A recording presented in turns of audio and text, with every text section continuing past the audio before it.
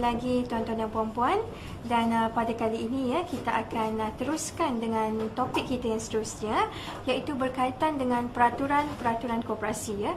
Kerana kita telah pun membincangkan dengan panjang lebar ya tuan-tuan dan puan-puan sebelum ini berkaitan dengan akta koperasi, dan kita telah pun menyentuh serba sedikit ya beberapa peruntukan seksyen yang telah pun dipinda dan juga seksyen-seksyen baru yang telah pun dimasukkan di dalam peruntukan akta koperasi.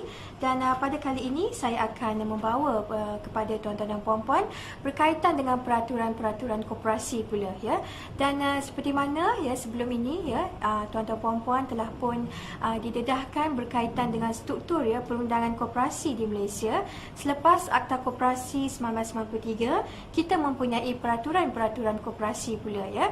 Dan peraturan koperasi yang terpakai pada ketika ini adalah peraturan-peraturan koperasi 2010 ya, dan ianya telah pun dimaktubkan ya di bawah peruntukan Seksyen 86 ya, yang mana di bawah peruntukan Seksyen 86 itu menerangkan bahawa Suruhanjaya boleh dengan kelulusan menteri membuat apa-apa peraturan di bawah seksyen ini sebagaimana yang perlu bagi maksud melaksanakan atau memberikan kuatkuasa kepada prinsip dan peruntukan akta ini ya.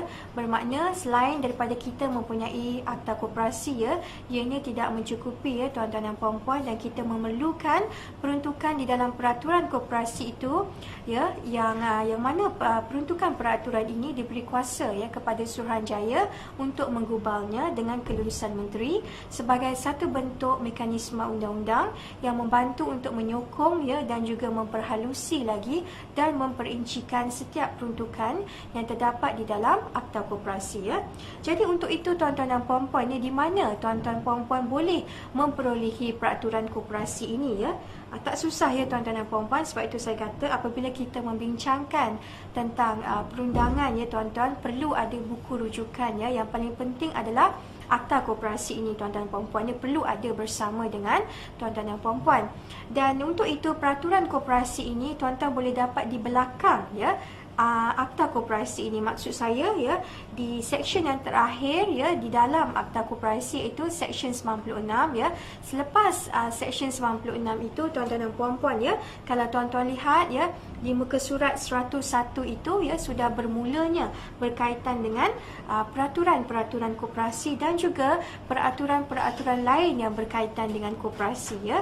Dan setakat ini ya tuan-tuan dan puan-puan, SKM telah pun menggubal ya 10 ya peraturan-peraturan koperasi, termasuk ya peraturan-peraturan koperasi 2010 ya. Dan saya akan ya memberikan sedikit gambaran yang ringkas ya kepada tuan-tuan dan puan-puan berkaitan dengan intipati ya peraturan-peraturan koperasi 2010 dan juga apakah peraturan-peraturan lain yang telah pun digubal oleh pihak SKM ya untuk kegunaan gerakan koperasi di Malaysia ini ya.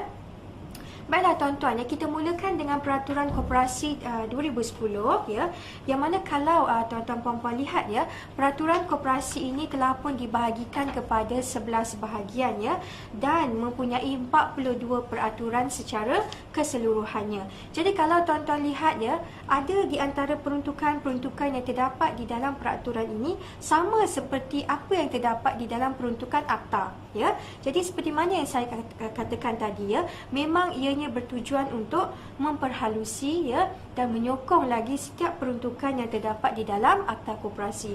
Sebab itu kalau kita lihat ya, ada benda yang sama. Apa yang kita baca ya di dalam peraturan ada juga di dalam akta, dan apa yang kita baca di dalam akta ada juga di dalam peraturan, kerana ianya berkait rapat di antara satu sama lain ya. Baiklah tuan-tuan, itu adalah berkenaan dengan peraturan koperasi 2010 ya. Dan di samping itu juga tuan-tuan dan puan-puan ya, di belakang ya peraturan itu juga tuan-tuan boleh lihat jadual-jadual yang telah pun disertakan untuk kegunaan ya yang berkaitan lah ya. Yang mana kalau kita lihat di muka surat 122 ya mempunyai jadual, iaitu jadual pertama yang menyatakan tentang permohonan bagi pendaftaran koperasi ya, dan kemudian ada pula jadual kedua yang menerangkan tentang korum bagi pindaan undang-undang kecil koperasi ya. Jadual ketiga pula menyentuh tentang permohonan bagi pendaftaran untuk ya meminda undang-undang kecil ya. Jadual keempat pula adalah berkenaan dengan korum bagi mesyuarat agung tahunan ya, dan mesyuarat agung khas koperasi ya.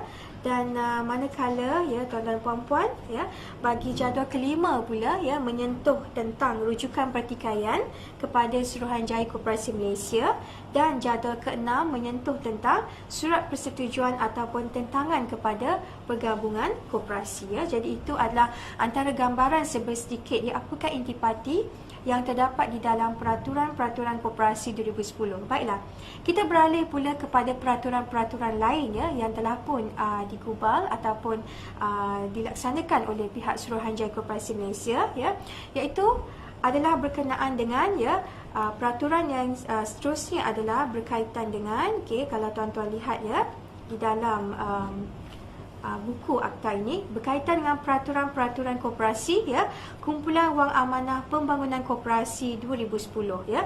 Jadi kalau tuan-tuan lihat di sini ya, peraturan-peraturan koperasi kumpulan wang amanah pembangunan koperasi 2010 ini ya adalah merupakan satu bentuk peraturan ya yang digubal untuk menetapkan cara ya bagaimanakah kumpulan wang amanah pembangunan itu ditadbir, dipegang dan juga digunakan ya. Sedikit kalau boleh saya bacakan ya.